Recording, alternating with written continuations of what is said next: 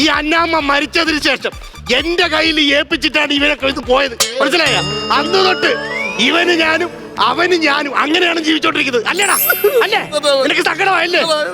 സത്യം പറയാലോ എന്റെ അന്നാമ്മ, നീ പോയതിനു ശേഷം ഞാൻ നിന്റെ മോനെ പൊന്നുപോലെ അല്ലേടി നോക്കിയത്.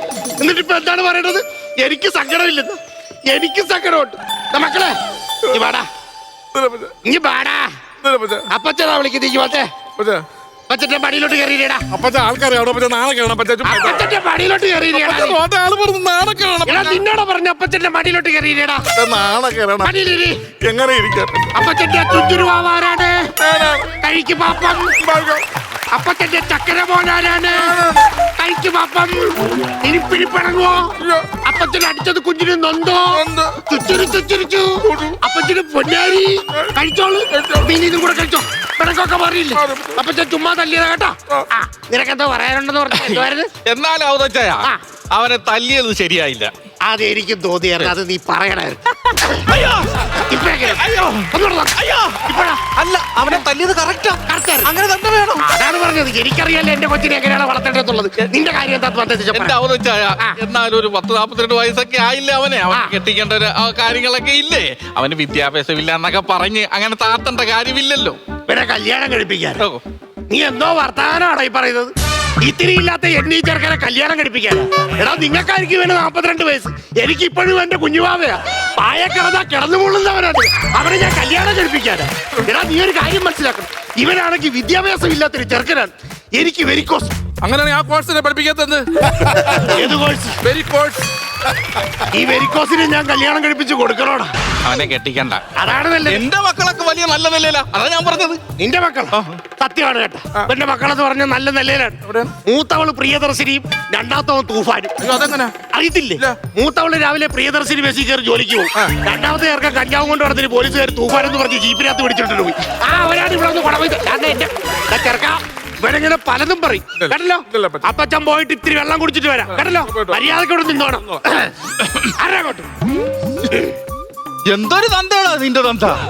അയ്യേ, ലോകത്തിൽ നിനക്ക് മാത്രം ഇങ്ങനത്തെ ഒരു തന്തയുള്ളൂ. എന്റെ കല്യാണം കാര്യം എനിക്ക് ഉപദേശിക്കാതെ പറ്റത്തില്ല. നാണമില്ലേടാ നിനക്ക്? സ്നേഹിച്ച പെണ്ണിനെ അങ്ങ് വിളിച്ചോണ്ട് പറഞ്ഞ ഏതെങ്കിലും ഒരു പെണ്ണിനെ അടിക്കൂല എന്നെ. എടാ, ഞാൻ 20ാമത്തെ വയസ്സിലല്ലേ ഞാൻ പെണ്ണ് കെട്ടിയത്. എങ്ങനെ കെട്ടി? പിന്നെ ഇപ്പോഴും എനിക്ക് കേട്ടു. പക്ഷെ നമ്മൾ ശ്രമിക്കണം. ശ്രമിച്ചോണ്ടിരിക്കണം. പക്ഷെ നമ്മൾ ഇച്ചിരി പൗരുഷം കാണിക്കണം. ധൈര്യം കാണിക്കണം. പിന്നെ അങ്ങനൊക്കെ കെട്ടാൻ പറ്റത്തുള്ളൂ.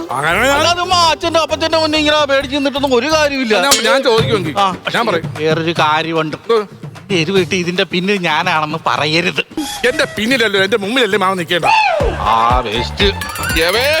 നീ പെണ്ണ് കെട്ടാതിരിക്കുന്നതിനാണ്. എടാ, ധൈര്യം കാണിക്കണം. ഞാൻ അപ്പച്ചന്റെ മുന്നിൽ നെഞ്ചു വിരിച്ചെന്ന് പറയണം. എനിക്ക് പെണ്ണ് കെട്ടണം. എനിക്ക് പെണ്ണ് കെട്ടണം. എനിക്ക് പെണ്ണ് കെട്ടണം. ഓക്കെ അന്ന് പറയല്ല. ഇതുവരെ പോയില്ലേ?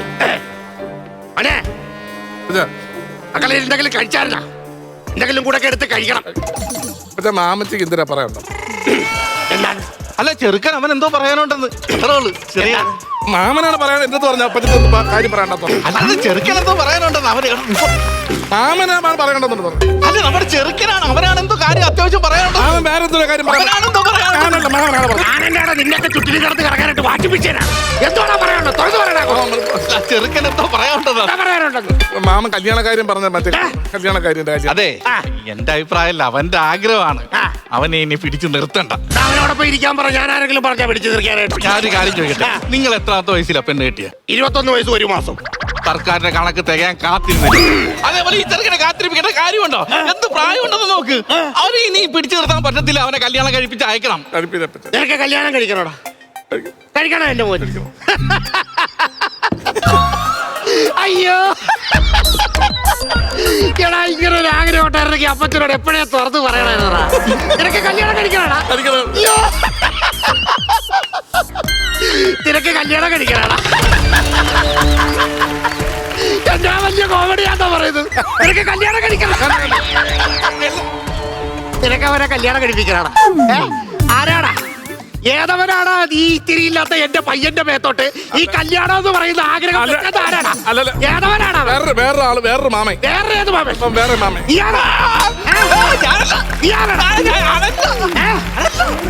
എടാ എന്റെ ചെറുക്കനെ കല്യാണം കഴിപ്പിക്കണം എന്ന് പറഞ്ഞോണ്ട് ആരെങ്കിലും ഈ വീടിന്റെ മുറ്റത്തോട്ട് വന്നു കഴിഞ്ഞാൽ അവന്റെ പെടല് ഞാൻ ഇവിടെ നടത്തിടും. കേട്ടില്ല?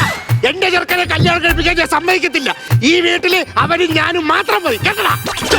നിങ്ങളൊരു തന്തയാണോ തന്തേ? ഇല്ലല്ലേ? ചുമ്മാ ഇങ്ങനെ ഇത്ര ഈ ഒരു വീട്ടിൽ കെട്ടിപ്പൂട്ടിയിടുക എന്ന് പറയുന്ന കുഞ്ഞു പിള്ളേരെ പോലെ ബിസ്ക്കറ്റ് കൊടുക്കുന്നു, മിഠായി കൊടുക്കുന്നു. നാണമില്ലേ? ഒരു പെണ്ണിനെ വീട്ടിൽ കൊണ്ടുവരണം അവന് ആഗ്രഹമില്ലേ? ഇതെന്തോ തന്തേ ഇത്?